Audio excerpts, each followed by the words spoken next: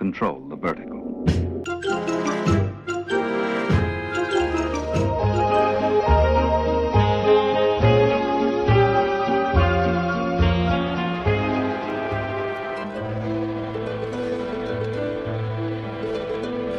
Welcome to Anthologic, the TV anthology podcast. I am your host, Mark. Anthologic is a podcast dedicated to exploring the good, the bad, and the odd of horror, science fiction, and the best of mystery suspense anthology shows and series on TV.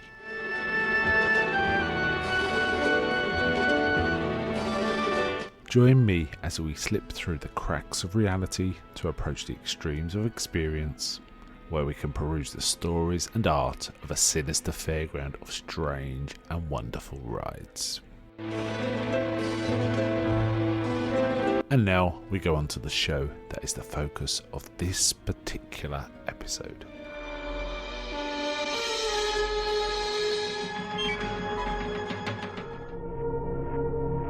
The Night Gallery.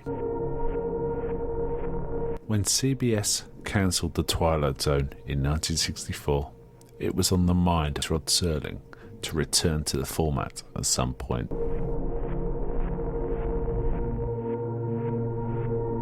Ted Moore, president of ABC at that time, was interested in the cancelled series, but the name was owned by CBS, so a new name was required.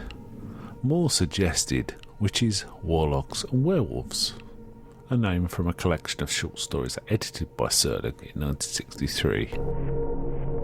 Serling countered the name with his own suggestion, Rod Serling's Wax Museum.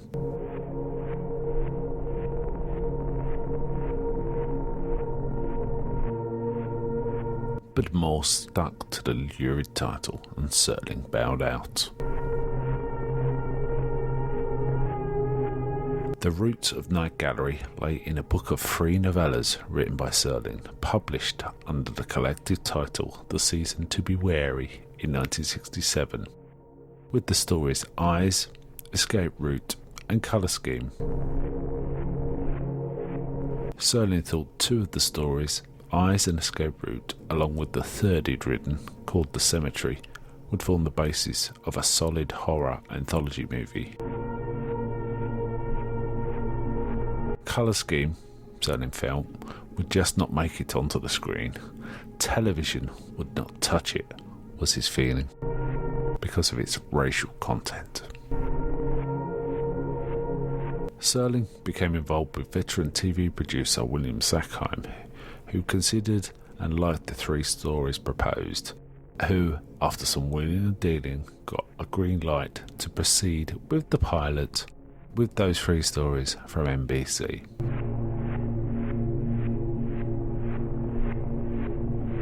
Because of tight production dates, Sackheim made the decision to shoot all 3 stories simultaneously with 3 directors, which was an unusual practice at the time. One segment in particular became famous because of this choice. Eyes was the first television work of a young director called Steven Spielberg.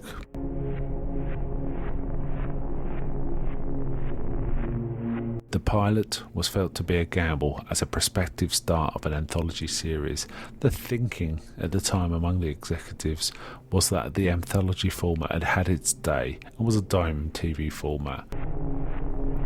It was felt that audiences were better retained by the use of recurring characters and settings. The ratings and buzz proved enough to get the series greenlit, with Serling signing on as host and contributor, joined by a producer new to the show named Jack Laird, himself a man with a gift for storytelling and a fondness of past cinema. Throughout the series, there was a disagreement in style between Serling and Laird. Serling seemed more interested in stories that said something, whilst Laird appeared to be more interested in entertaining people.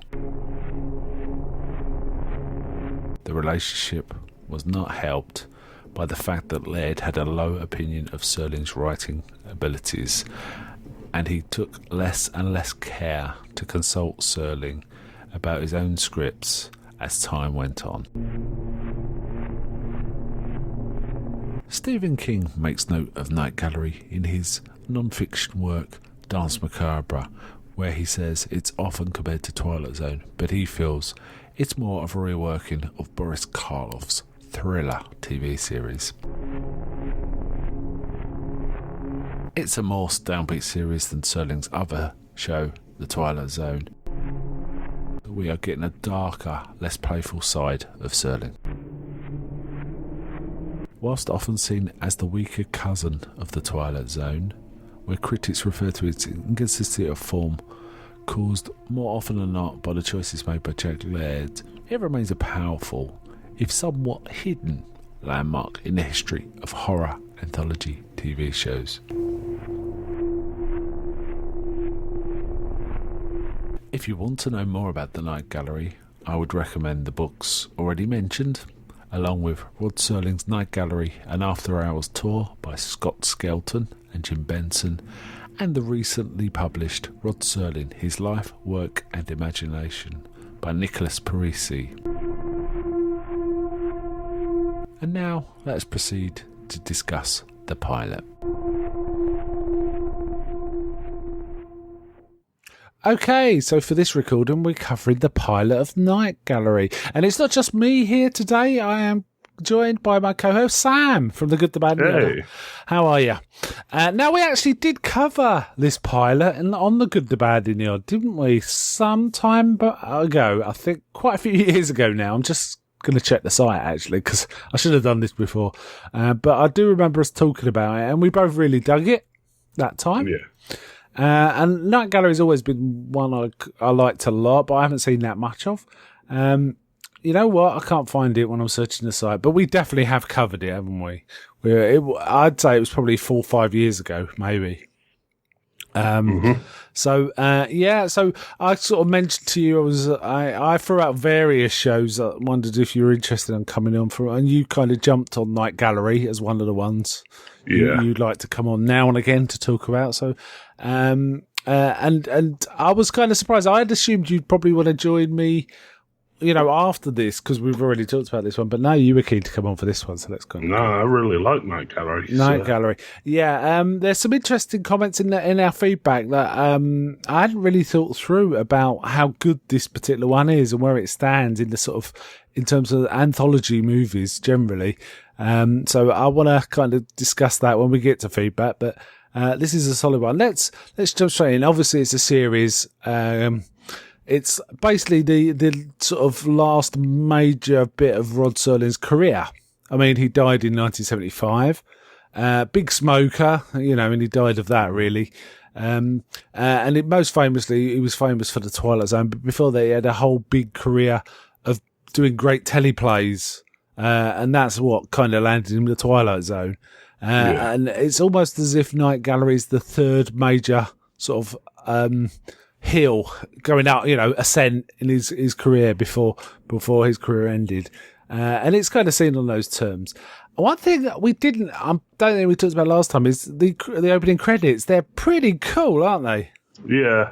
They got that weird moving imagey thing. It reminds me a bit of Doctor Who in some ways. Yeah, kind of. But the music's very intense and dramatic, and it's kind of cool. And then we get that quite famous opening sequence where he's basically walking through a gallery, an art gallery. It's the one they did on Simpsons, but no one really recognised where it's from. Yeah. Now, I did just some looking into the background of this. He had various ideas about this before it settled on Night Gallery. He actually was considering the name Rod Serling's Wax Museum, and the idea was there'd be wax statues. And he'd be riffing on those, but they went with artwork. What do you think of the artwork motif as the connecting tissue? Yeah, it's pretty good. You can show more symbolic stuff happening. Yeah. So, like the guy being burned in the... I can't... Did they say which death camp it was? But I think it was death camp. Well, it's one of them, right? Yeah, one of the death camps. The guy being crucified at a death camp. Yeah, because it's a lot more symbolic rather than literal. I actually do like the artwork in this. It was, I believe, designed by the head artist of the studio. Did all of the different sketches, but I really like this. I'm really actually taken by the artwork for the cemetery most of all. I really like it. So it's pretty cool. Let's jump into the first story we get to then. That is the cemetery. Now this is kind of an interesting one. It's Roddy McDowall and Ozzie Davis. It's not quite a two-hander because there's a few other characters, aren't there? Certainly at the beginning, and certainly the old uncle. But it's mostly the two of them. In some ways, it's almost like a playlet, isn't it? They're kind of stuck in this house together, just annoying each other a bit. Roddy McDowall turns up as an unknown about a nephew, and it turns out the wheel favours him, even though his uncle didn't know about him because it favoured his mother, who died. So it's kind of cool. I mean, what do you think of the two main actors in this, Ozzie Davis and... I mean, that was kind of weird because I'm used to him being like nice characters. Nice character. This is like probably... Galen, like what's the character's name in Poseidon Adventure? No, whatever. But yeah, he's usually like a nice guy. Yeah, I mean, he was in. I remember him. His last big role for me was probably Fright Night. Peter Vincent in Fright Night, where he's like the human equivalent of the Cowardly Lion.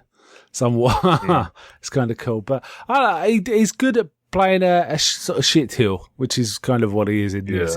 He's got that kind of whiny southern drawl accent, hasn't he? To be annoying. He keeps, saying Portafoy, do this and all that. And Ozzie Davis is pretty solid here. Very young and fit looking is Ozzie Davis. I'm kind of used to him when he's older. But it's kind of a good choice. Apparently, there was various other choices for Ozzie. They were talking about John Mills, so thinking more like a British butler for this character. But I think Ozzie Davis works really well in this. It just works for me, and I like the whole premise of the paintings used to kind of freak him out. Yeah, and the idea was he was just going to send him insane, but he fell down the stairs anyway. Yeah, I should mention we'll have spoilers in these. And what do you think of the direction and the flow of it? It was really good. I did question some parts, particularly like later on when the picture started to change more frequently. Yeah, how did that happen, right? Yeah, because I can only imagine Penn. His name keeps going out of my head, but I can only imagine him because it's happening just off camera sometimes. Portafoy or Ozzie Davis, we could do. Yeah, Ozzie Davis. Yeah, it's almost like he'll literally be stood in the doorway, looking away from the room with the painting in. Yeah, and the painting will change. So just that he leaned around the corner, took one painting, and then replaced it with another. Sort of thing. Yeah, I had considered this. Not the first time I watched it, but this second time, you did see the plot holes a bit. And I think they could have slept in a bit of writing along the lines of, I used to have to do magic tricks for the uncle, or something like that. Something to suggest he's got a sleight of hand. But so be it. But it does actually take a supernatural turn at the end anyway, right? So maybe the old dude had something to do with it the first time, and then carried it on with the second guy, right? So it could be that. Interesting. I've got a factoid that'll blow your mind about who directed this. Directed by Boris Sagal. He is the father of Katie Sagal, who plays Peg Bundy. How about that? Wow. Yeah, small world, right? Talented family, I'll say. It's kind of a fun sort of looping. It's almost Edgar Allan Poe-esque kind of story, isn't it? Yeah. Yeah. Now, this was Rod certainly wrote all three of these stories. But interestingly, the pilot came about based, he was always kind of interested in it, and it was kind of approached about it sometimes, and sometimes not. Sometimes they had to push it. Sometimes he was approached. Like it went through various iterations. But he actually wrote a set of 3 novellas, and published it as a single book in the sort of, I think, 1967. It was called The Season to Be Wary, was the name of the collection. And 2 of the stories in here, in this pilot, were in that book. The Escape Route was in it, and Eyes was in it. Cemetery wasn't in it. There was another story called Colour Scheme, which was about racism. Probably way too intense for primetime TV at this point, so I went with this other story, Cemetery, which Rod Serling was always keen on. He was always keen to do the Cemetery. It's not like he was forced into sort of taking one out, but I think he probably knew himself that would not fly in a pilot. Yeah. And this wasn't intended necessarily to be a pilot. It was like a one-off film. It was a bit like Kolchak, Night Stalker. It was intended to be a one-off film, but the success of it kind of led to a series. Yeah. So it kind of, it's good to know that happened, right? I really, where'd you put this in the stories? Is this the best one, worst one? My favorite, Cemetery is my favorite, like out of all the Night Gallery episodes I've seen. Yeah. It's just so creepy and unnerving. It's a beautiful little horror story, isn't it? Proper classic, almost, like Poe or M.R. James or someone like that, you know, a classic kind of. They do like adaptation, well, maybe at least references to Poe later on. They do. I'm not sure about Poe, but they certainly do a Lovecraft or 2. So, no, there's one called like Quoth the Raven, I can't remember where it is. You could be right. We'll get to it eventually. Yeah. I mean, we'll be doing it's about Edgar Allan Poe, so. Okay, cool. We'll be doing Night Gallery every 6th show, so I will be getting through them. And the first season is only 6 episodes, after the pilot, so I'm sort of keen to go on with it. And I haven't seen as much Night Gallery as I want to, so I'm kind of really happy, looking forward to getting stuck back into the Night Galleries. So, pretty good one. Let's move on to the next one. So actually, before we go, any downside to it? I mean, apart from the plot holes? No, not really. No, it was well put together, wasn't it? Good music. Yeah, it could have gone on a bit longer because it did seem to get quite rushed towards the end. Yeah. It was a very sudden turn from, like, Jeremy being like a playboy sort of guy to him being a completely paranoid shut-in. Yeah, it was.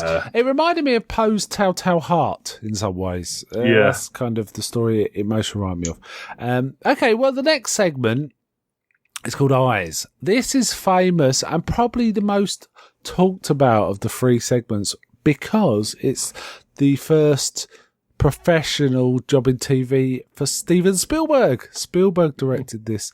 Apparently, he was brought on because studio execs saw a short he did, while in film school or, early on. Really impressed with it and wanted him on. And apparently, the actress in it is Joan Crawford, famous actress, and not usually doing TV. This is quite unusual for her. And when she heard about this young guy, Spielberg, directing, and she was not happy, she wanted to be directed by, a professional that she knew. And she went to the head of the studio, and sort of laid down the law, but then the studio guy, the guy explained, how talented this young guy was, and it would be a good thing. So she agreed to work with him, and they became friends, and they were friends up until she died. So there's an interesting thing, and it is quite a striking piece of work, isn't it? Eyes, you can kind of see the talent there. In many ways, it reminds me of some of the flourishes you see in an earlier series, which isn't a Serling series, but is an American sort of fantasy series, which is The Outer Limits. There were some flourishes in it that kind of reminded me of The Outer Limits. I think Spielberg had watched some of that kind of stuff and was kind of using it. It's an interesting one, because it's about a wealthy blind woman who wants to get a chance at sight, even if it's only for 12 hours, but it does mean depriving another human being of sight, but she's willing to pay for it. Right. Well, any thoughts on this one? This one felt like it took up too much time. Yeah. it went very quickly to, like, the Doctor isn't so as sparkly clean as he seems, and she's like blackmailing him. He's blackmailing him. Yeah, and then they sort of like hung about a bit until like the guy came in and had his eyes cut out. Yeah, and we had quite a long scene with him kind of feeling sorry for himself, the guy that had to give up his eyes. You kind of feel bad for him because he's kind of having to do it because of gambling debts. And it's kind of sad. It's Tom Bosley who became Howard Cunningham in Happy Days. 6 or 7 years later. But he's kind of this schlep, isn't he? He's kind of saying, I gotta do it. I can't resist the GGs and all this. And they're giving him $9,000 for losing his sight, which doesn't seem much, really. I guess it was obviously more back when this was made, but even so, it seems like a paltry amount. I read the short story for this, and it was kind of quite different and fairly adult in tone. An impressive piece of writing. I didn't realise Rod Serling was such a good prose writer as well. He was rather excellent. I thought his real forte was, telly plays, that kind of thing. Where because it's a different medium, isn't it? It's more about dialogue and character than sort of internal monologues and stuff. But it's a really good story. It's quite different. The guy giving up the eyes is an old broken down boxer who, is taken so many punches to the head he can barely think.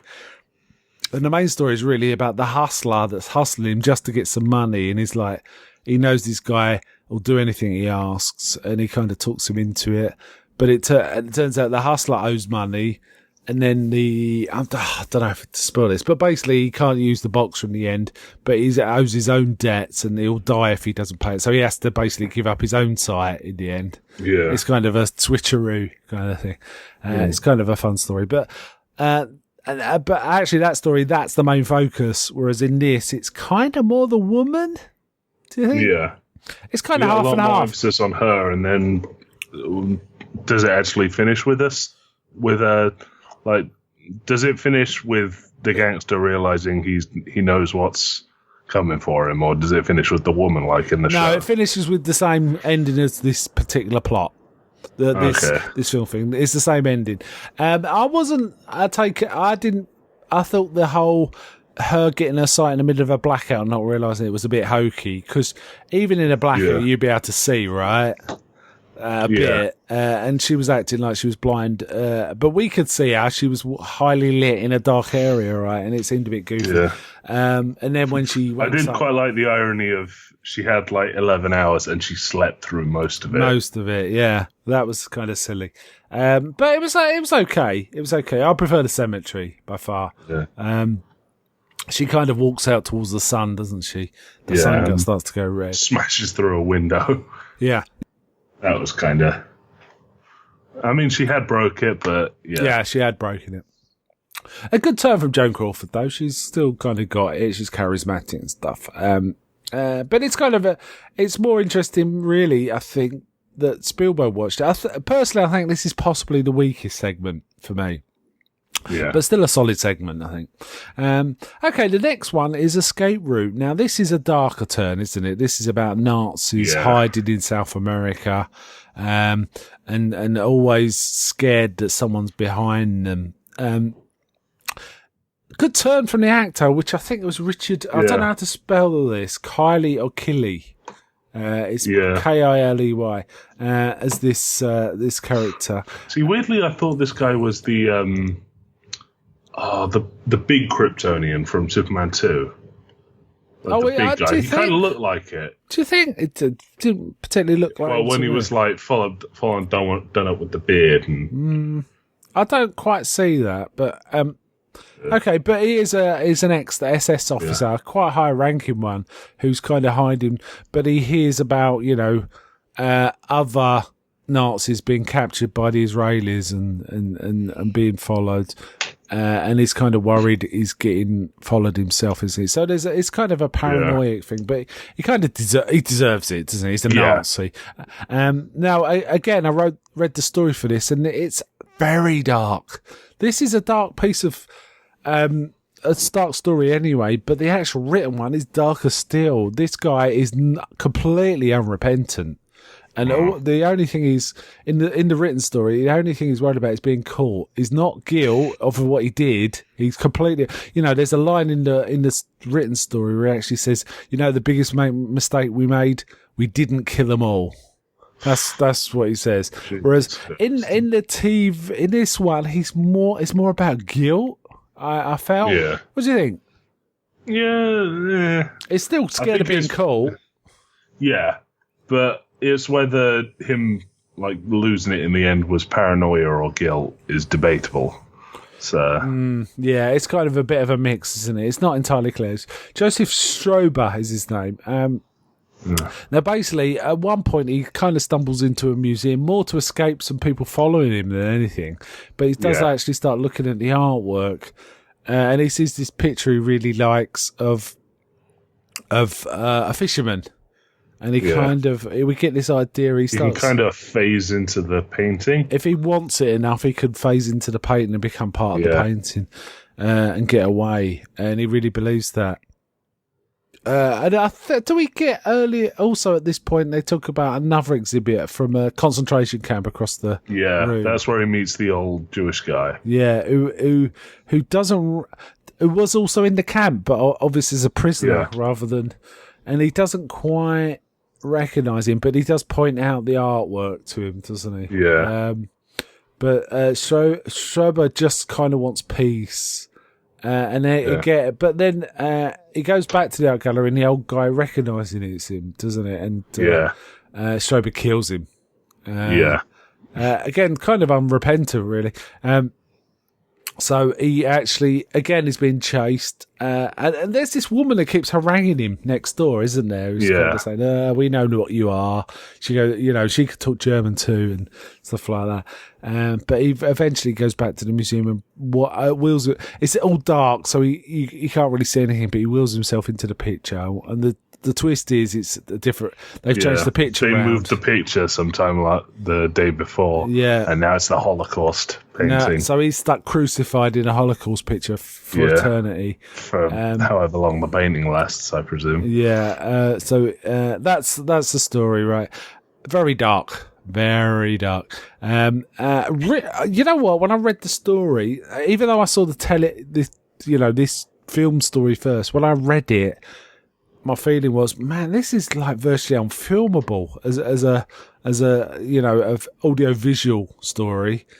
It's more a written story, but man, they did a great job converting this. He changed all around with exactly the same themes and premises, but with different characters and then done in a different way. And there isn't that much dialogue in it, is there? It's quite a visual story. Yeah.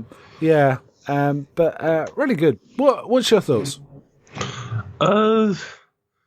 A lot of it was unnecessary because some of it went the way of kind of trying to make you sympathize with the Nazi, but the other parts are trying to reinforce how much of a bad guy he is, even though he is a Nazi. Yeah, it's interesting. I think what it was trying to do was kind of show that the human, the sympathetic part of it was about common humanity. If you're being chased by something, there's a bond there. But when it's a Nazi being chased, it kind of breaks that bond, doesn't it? There was that kind of tension in how you felt about him, really, right? Yeah. What do you think of it as a piece of TV? Oh, it was pretty good. Yeah, good music, right? Well directed again. Very solid entry all around. I could kind of see why this pilot did well, on TV, and I could kind of see why it generated this whole series. In fact, 3 seasons it turned out in the end. It's not bad. Yeah, they watched the first and maybe a bit of the second. Yeah, I haven't seen it hardly enough. I've seen some of the later ones, and I enjoy all the ones I've seen. There isn't. Whereas, say, with the Twilight Zone, there are definitely ones I've seen where I felt they were a little weak.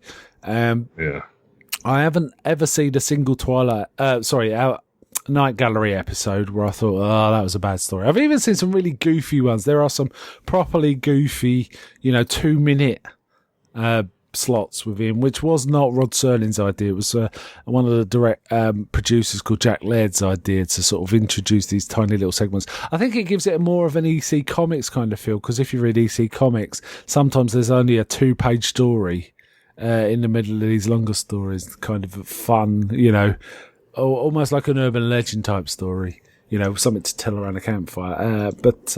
These are very solid. Let me really, anything to say about this last segment before I move on? No, not really. Okay, so here's our feedback. So I just said we were recording, and I've got a couple of bits of feedback. The first one is John Sauder, who said, "How many times can you say the name Portifoy in 20 seconds?" Oh God!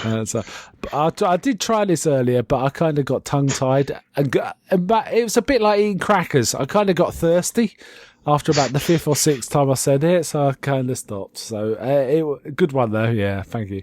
And the second bit of feedback is from Anthony Rotolo, who says this is what he's got to say about this particular pilot. When we name the greatest anthology movies ever made, this one tends to get overlooked as we rattle off the Amicus catalogue or movies like Dead of Night or Creepshow solely because it's a telefilm, a show pilot. But make no mistake, this is one of the great ones. Steven Spielberg directing Hollywood greats Joan Crawford and Roddy McDowall from the script by Serling. It's a remarkable moment for film, televised or theatrical, which secures the position for Night Gallery as one of the great shows. Do you think that's fair? Yeah, that sounds about right. Yeah, no, I think this is I never really considered it in terms of anthology films as such, because it's a pilot for an anthology series, so I don't consider it a film as such, but I think Anthony set me straight there. I will certainly consider the pilot of Night Gallery in my sort of consideration of anthology horror in the future, I think. And it's up the top end for me, for sure. Very near the top, I'd say, actually. I really, really enjoyed this. And I'm certainly looking forward to sort of traversing through the Night Gallery in future. So, thanks for coming on, Sam. It's been a real... No problem. So, usually I do these solo, and it's, and it's fun, but it's kind of nice sometimes to sort of be able to discuss them with someone.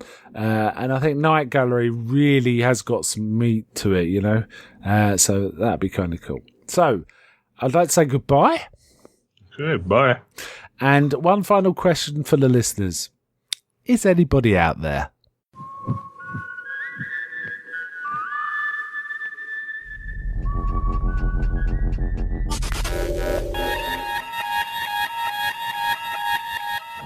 We now return control of your television set to you until next week at this same time, when the control voice will take you to